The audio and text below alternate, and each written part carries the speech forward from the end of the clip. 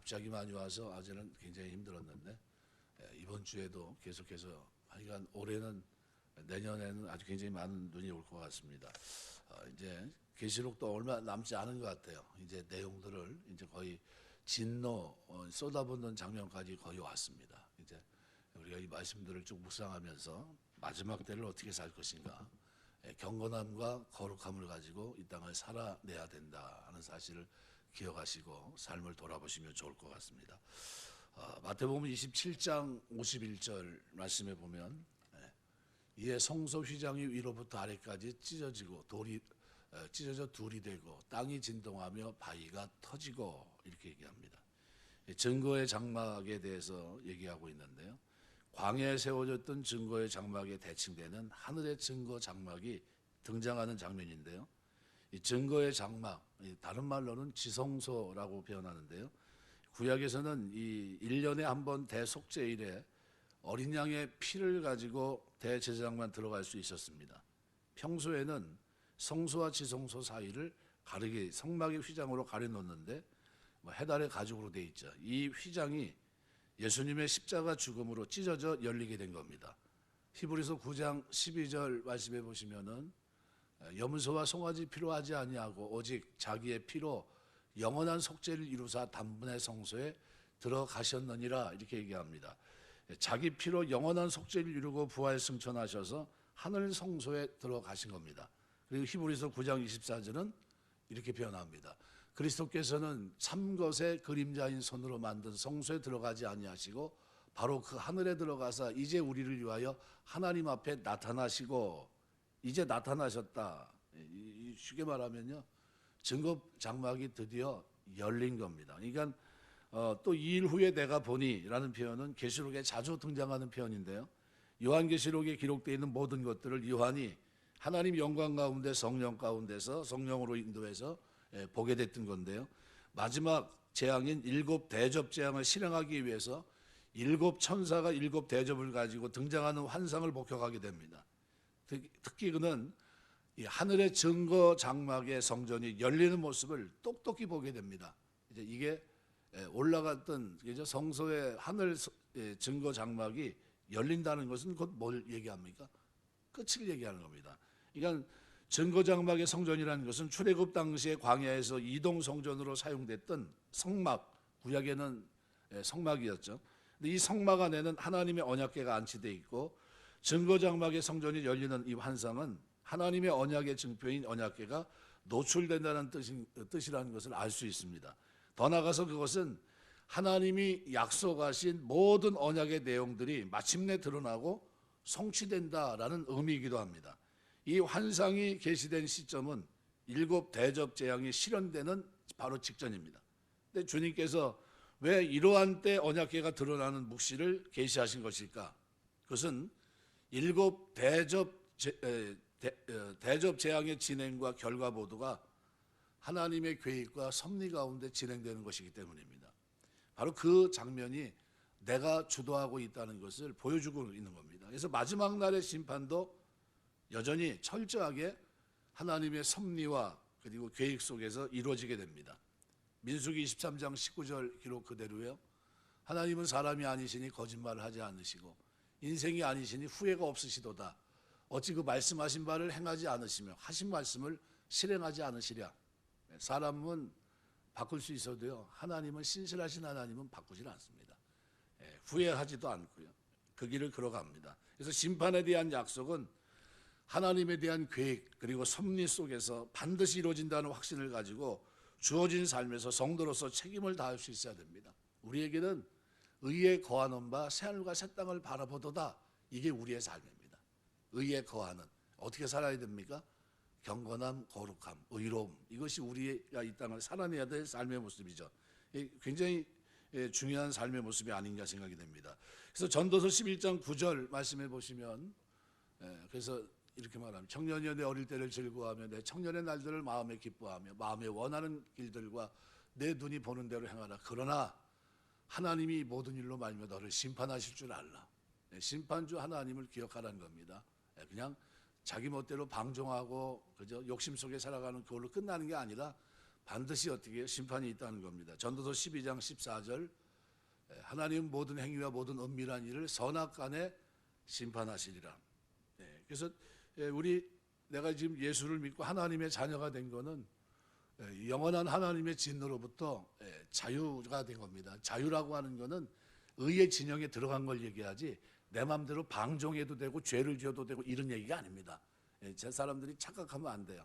막 죄를 짓고 나중에 며칠 있다가 뭐 회개하고 천국 가면 안 되겠냐 이렇게 말도 안 되는 소리를 막 짓거리는 사람들이 있는데 무식해서 그런 겁니다. 무지한 거죠. 무지한 거예요. 절대 그런 일은 없습니다.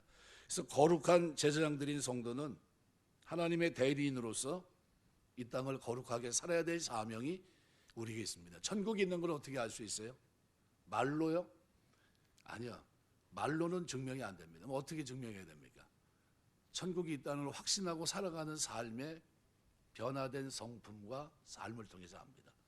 말씀 앞에 순종하고 살아가는 거룩한 행실, 경건한 삶, 생명과 경건에 속한 곳으로 변화된 삶, 이걸 통해서 저걸 보니까 천국이 있다는 거죠. 그죠? 그냥 말로는 어떻게 해요? 있는지 없는지 구분할 방법이 없습니다. 그래서 6절 보면 사도 요한은 7 천사에 대해 묘사를 하고 있는데요. 7 재앙을 가지고 있고 성전으로부터 나와 맑고 빛난 세마포옷을 입고 가슴에 금띠를 띠고 있고 계시록 1장의 모습을 보여주죠. 세마포도 정결을 상징하는 것으로 구약시대 당시 성전에서 봉사하던 거룩한 제사장이 입던 의복입니다. 또 금띠 역시 대제사장이 세마포 위에 착용했던 것이고 결국 7 천사는 하나님의 성전에서 나온 자답게 제사장의 모습을 하고 있는 셈입니다. 요한이 7 재앙을 가진 7 천사의 이 복색에 대해서 자세히 묘사하고 있는 이유는 뭘까요?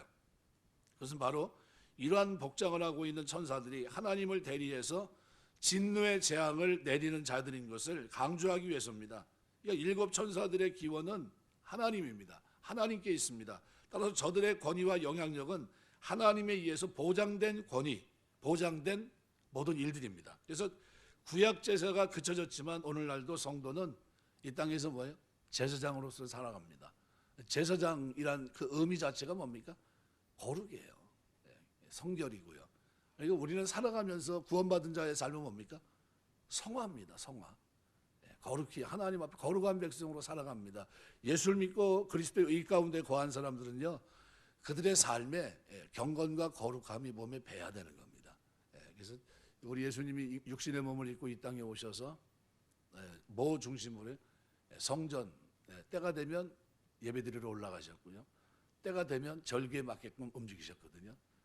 내가 마땅히 내 아버지 집에 있어야 될 것이 아니냐 하면서 올라가셨거든요. 그런 겁니다. 베드로서 2장 9절 말씀대로 오늘 우리는 택하신 족속, 왕 같은 제사장, 거룩한 나라, 그의 소유된 백성입니다. 이는 너희를 어두운 데서 불러내어 그의 기이한 빛에 들어가게 하신 이의 아름다운 덕을 선포하게 하려 하십니다. 우리를 부르신 목적이 뭡니까? 뒷부분에 있는 거예요. 아름다운 덕을 선포하게 하기 위해서예요. 우리를 구원하신 이유가 뭡니까? 그 덕을 선포하기 위해서 거룩한 족속 제사장으로 이 땅을 살게 하신 겁니다. 그러니까 우리의 삶에서 영광을 받으셔야 되는 겁니다. 우리의 삶에서 영광을 받으려면 어떻게 살아야 됩니까? 거룩하게 살아야 돼요. 경건하게 살아야 되고 의롭게 살아야 되는 겁니다. 빛의 열매는 오직 착함과 의로움과 진실함, 이거라고 그랬거든요. 그러니까 우리 삶이 빛 대신 주님 말씀 앞에서 우리가 조명을 받으면서 양심이 회복된 양심이 되고, 그 다음에 어떻게 해요? 양심을 따라서 선한 양심을 가지고 이 땅에 말씀 앞에 순종하는 자로 이 땅을 살아냅니다.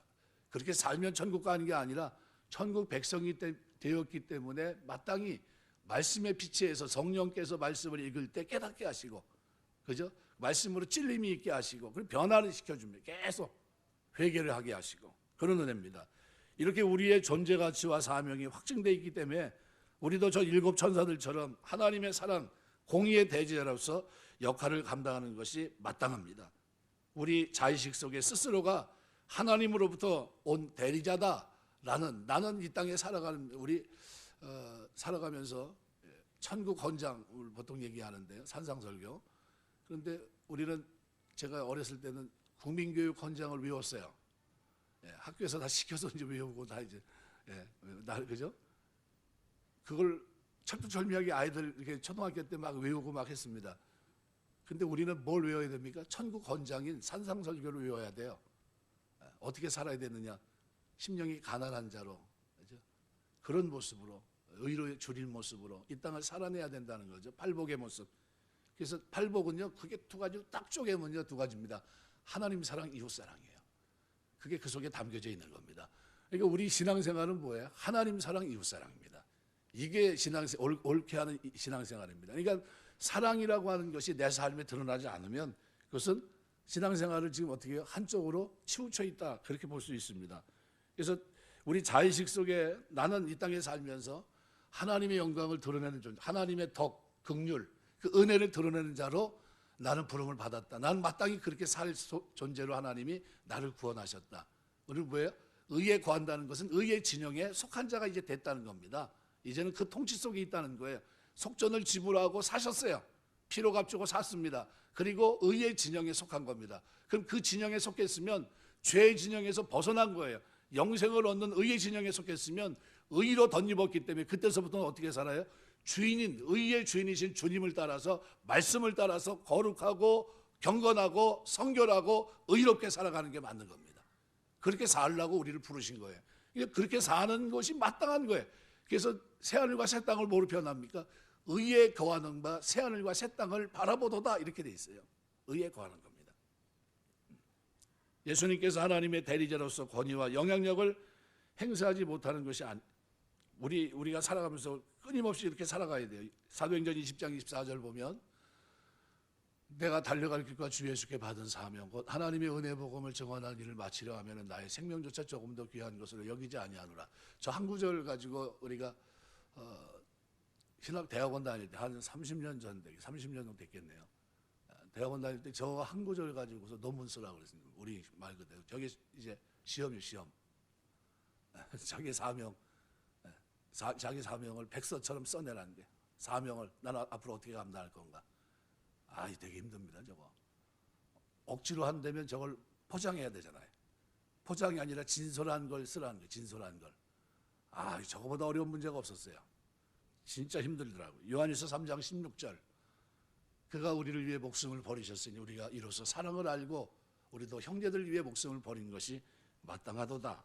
우리가 살아가면서 하나님의 자녀라는 사실을 잊지 마시고 하나님 아버지라 부르게 됐다는 사실, 이 사실을 기억하시면서 하나님은 사랑의 하나님이시지만 공의의 하나님이다라는 것도 잊지 마세요. 공의의 하나님은 뭐예요? 심판을 반드시 행하시는, 뒤로 계속 미뤘지만 마지막에 어떻게 해요? 다 한꺼번에 정리하십니다. 성도는 그래서 뭘 놓고 기도해야 되냐면요, 하나님의 진노의 날을 위해서 기도해야 됩니다. 오늘 7절 보면 7 천사가 네 생물 중 하나로부터 금 대접을 받는 모습이 묘사되어 있는데, 근데 그 금 대접 안에 담겨 있는 것이 뭡니까? 바로 하나님의 진노가 가득히 담겨 있겠죠. 그런데 이 마지막 7 대접 재앙은 하늘의 7 천사의 손에 맡겨지게 된 겁니다. 그러니까 진노의 7 대접을 손에 주게 된 7 천사는 마치 전쟁터로 출정하기에 앞서 장수들이 왕으로부터 복음을 받듯이, 전해받듯이 그렇게 재앙이 담긴 7 대접을 전해 받았던 겁니다. 7 천사들이 가진 금 대접의 용도가 무엇이든지 우리가 생각해 봐야 됩니다. 사실 하나님의 진노를 가득 담았던 그 금 대접은 구약 시대에는 분향단 위에 놓여 향을 피우던 그릇으로 사용되기도 했습니다. 그래서 희생의 제사를 드릴 때 제물의 피를 받는 그릇으로 사용되기도 했고, 그래서 5장에서는 기도의 향을 담는 그릇에 같은 표현이 쓰이기도 했습니다. 그러니까 다시 말하면 그 금 대접에는 원래 환난 중에도 신음하며 탄식하던 성도들의 간절한 구원의 호소가 그 속에 담겨져 있었던 겁니다. 결국 하나님이 내리신 재앙이 가득 담긴 이 대접 속에는 성도들의 기도의 향이 가득 담긴 대접과는 긴밀한 연관관계를 가지고 있다는 거죠. 그러니까 하나님은 성도들이 당신께 간절히 호소한 기도, 애절하게 기도했던 이 기도를 모두 들으시고 그 기도에 대한 구체적이고 정확한 응답의 표시로 그 기도가 담겨져 있던 금 대접에 당신의 뜻하는 바 재앙을 담아서 7 천사들에게 전했던 겁니다. 거기에 맞는, 성도들의 기도에 맞는 진노를 담으신 거예요. 그러니까 이러한 사실이 우리에게 주는 교훈은 뭡니까? 먼저 우리는 하나님께서는 자기 백성이 고난 중에서 부르짖는 탄식, 눈물, 이거 결코 외면하지 않으시고 그 기도에 반드시 응답하신다는 사실을 우리는 믿어야 됩니다. 시편 50편 15절 보시면요. 환난 나는 날 부르라 내가 너를 건지니 내가 나를 영화롭게 하리로다. 우리 하나님은 우리의 기도를 다 들으시는 분입니다.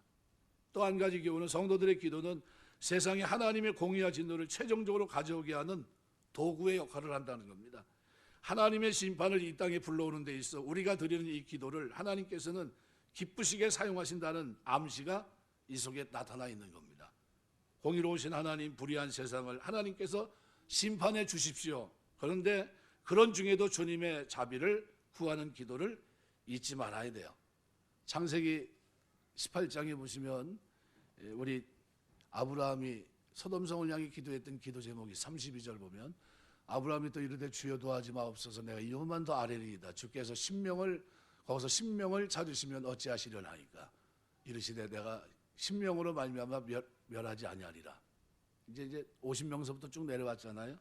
그런데 19절에 보면요 이렇게 하면 여호와의 도를 지켜 의와 공도를 행하게 하려 그래서 택하였다 이렇게 표현하고 있거든요. 다른 말로 말하면 아브라함을 하나님이 택하셨는데 아브라함을 택한 이유가 뭐냐면 바로 그겁니다. 의와 공도를 행하게 하려고 택했다. 그럼 아브라함은 누굽니까? 소돔 고모라 성에 누가 살았어요? 롯이 살았죠. 근데 롯을 찾아가지 않고 왜 아브라함을 찾았습니까? 의와 공도를 행하는 아브라함과 하나님이 의논하신 거예요. 그와 친밀하게 말씀하셨던 겁니다. 그러면 롯은 어때요? 롯은 의와 공도하고는 거리감이 있었다는 거죠. 이걸 다른 말로 말하면 우리 마지막 시대 신앙생활을 하면서 우리가 어떻게 살아야 되느냐? 의와 공도라고 하는 것은 우리가 하나님 말씀을 따라서 순전하게 살아가는 아름다운 모습, 순종하며 살아가는 그 모습입니다. 그러니까 우리가 누가 봐도 저 사람 법이 없어도 살겠어라는 거죠. 그죠? 그 의로움은 뭡니까? 의로움. 누가 봐도 저 사람은 어떻게 저렇게 할 수 있지라는 거죠. 그 삶. 그 의와 이 공도가 그리스도 안에 있는 오늘 우리를 택하신 그 이유고요. 이렇게 택함 속에서 이러한 삶을 사는 사람들에게 있어서는 어떤 모습이 있습니까? 하나님 사랑하고 이웃 사랑하는 모습이 있어요. 누구를 위해서 기도합니까? 자신의 구원의 문제를 가지고 기도하지 않습니다. 누구의 문제입니까? 그 당시에 죄악의 도성인 소돔 고모라의 멸망의 문제를 가지고 하나님과 의논하고 있습니다. 기도로. 그 모습이죠. 이 모습이. 그러니까 우리가 이 진노의 날 어떤 사람이 돼야 되느냐 성경이 얘기할 때 성경은 우리에게 뭐라고 얘기합니까? 그날 아브라함처럼 기도하는 사람이 돼야 되는 게 맞다 이렇게 얘기하는 겁니다. 성경은 우리에게 어떻게 롯처럼 무관심하다가 그죠? 완전히 성경에 딱 한 번 나온 단어가 그거거든요. 창세기에 사위들이 한 말 농담으로 여겼더라는 겁니다. 농담으로. 무슨 얘기입니까? 롯이 그 당시에는 소돔성 앞에 있다는 건요. 요즘 말하면 시장격에 해당합니다. 시장. 10명 가운데 하나에 해당합니다. 요즘 말하면. 그럼 굉장히 유력한 사람이에요. 지명도가 있는 사람입니다. 알아주는 사람이에요. 그런데 롯이 집에서는 어때요? 집에서는 자기 아내와 두 딸에게도 그리고 결혼해야 될 사위에게도 어떤 존재로 받아들여집니까? 그다지 의롭지 못한 그런 모습이에요. 진실해 보지 못하는 그냥 농담일 거야. 뭐 믿을 수 있는 말이야. 뭐 이런 겁니다. 그러니까 뭐예요? 평상시 했던 말이 아니라는 거예요. 늘 했던 얘기고 늘 그렇게 살아갔던 삶이면 어때요? 변했을 거죠.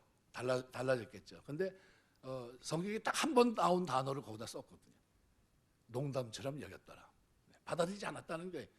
그게 분명한 심판이고 심판이 있다는 얘기인데 그것 때문에 아브라함은 기도했고 롯은 어떻게 해요? 그것 때문에 이제 피하게 되는데 그런데도 불구하고 그 사실을 어떻게 해요? 믿지 않았다는 거. 그거를 설명하고 있는 겁니다. 예배서 6장 18절 보시면 모든 기도와 간구를 하되 항상 성령 안에 기도하고 이를 위해 깨어 구하기를 항상 있으며 여러 성도를 위해 구하라. 어떤 모습입니까? 하나님 사랑하고 하나님과의 바른 관계 속에 있고 순종의 모습 속에 있고요. 이 모습은 또 뭐예요? 이웃을 사랑하는 모습 속에 있습니다. 여러분이 기도하면서 여러분의 기도의 범위가 넓어지게 되시길 주의 이름으로 축원합니다. 여러분 옆집에 사는 사람을 위해서 기도해 주시기 바랍니다. 윗집하고도 싸움의 대상이 아니라 이제 분쟁의 대상이 아니라 이 삶의 주변에 나와 부닥치는 사람들이 다 뭐예요? 기도의 대상이 돼야 돼요. 하나님 그들을 살려주시옵소서. 나를 만난 게 저들에게 복이 되게 해달라고 기도하셔야 돼요. 왜? 내가 기도해 주니까. 얼마나 복인지 모릅니다. 예, 그게 은혜입니다. 그게 은혜예요. 예, 제가 어렸을 때 집에 이렇게 사는데 저희 집이 골목길인데요. 한 세 번째, 이쪽에서는 세 번째, 이쪽에서는 네 번째. 앞집이 이렇게 있는데 앞집에 예수 믿는 사람이 있고 불교를 믿는 사람이 있고 이렇게 했는데 근데 어려서 그걸 봤어요. 뭘 봤냐면요. 이 불교를 믿는 이 사람이 전에 언제 한번 얘기한 적이 있는데요. 겨울이 돼서 연통을 옛날에는 연탄 보일러를 많이 이렇게 했습니다. 연탄 통 이렇게 해가지고 통을 이렇게 해가지고요. 그 연통을 바깥으로 빼는데 옆집에다 빼버린 겁니다. 옆집으로, 옆집 창문 있는 대로. 옆집 창문에 누가 사냐 하면은 권사님이 사셨는데 매일 기도하시는 권사님이에요. 난리가 났어요. 우리 집에 이제 오셔가지고 권사님이 세상에 저 불교 믿는 저 사람이 말이야. 우리 집으로 연탄통을 이걸 뺐다는 거예요. 난리가 났어요. 그래가지고 그때서부터 금식하고 기도하고 막 난리가 난 겁니다. 아주 큰일이 났죠. 그리고 한 일주일 있다가 이 불교를 믿는 이 집 그 아저씨가 돌아가셨어요. 연탄가스 맞고. 아니 연탄가스는 이렇게 해서 옆집으로 뺐는데 죽으면 이쪽에서 죽어야 되는 게 맞는데 죽기는 이쪽에서 연탄통을 뺀 그쪽이가 죽었어요. 그리고 나중에는 연탄통들이 다른 데 돌렸어요. 이런 일이 이제 있었는데 저희 어머니가 저한테 와서 그때 한 얘기가 지금도 잊혀지지 않아요. 뭐라 얘기하면은 이렇게 얘기합니다. 기도하는 사람 건들면 안 돼. 그러더라고요. 기도하는 사람 건들면 안 된다고. 네, 그 사람은 자기를 위해서 늘 기도해주고 복 빌어주고 했는데 거기다가 어떻게 해요? 가스 냄새 나는 연탄으로 해가지고 일산화탄소 글로 다 창문도 못 열게 그렇게 만든 거거든요. 그래서 창문에다가 어떻게 해요? 비닐을 갖다 막 하고 그 냄새가 안 들어오게 하고 막 이렇게 하고 아주 힘들었죠. 그냥 얼마나 힘들어요. 그런데 그걸 놓고서 하나님 앞에 기도해요. 하나님 앞에. 하나님 이거 너 이웃 사랑하며 살아야 되는데 이 사람이 지금 나한테 하는 건 뭐예요? 너 죽어라 하는 거 너 죽어라 하고 있으니까 이거 이렇게도 못하고 저렇게도 못하고 얘기를 했는데도 받아들이지도 않고 하나님 앞에 울면서 기도한 거예요. 금식하면서. 그래 한 일주일 되니까 그 사람이 그래서 연탄통 그 방향을 바꿔버렸어. 딴 데로. 그렇게 됐습니다. 그때 일이 지금도 선합니다. 하나님은 우리가 이 땅에 살면서 사랑하며 살기 원하세요. 사랑하면서. 아브라함이 그렇게 산 것처럼 의와 공도라는 것은요, 우리가 살아내야 될 삶입니다.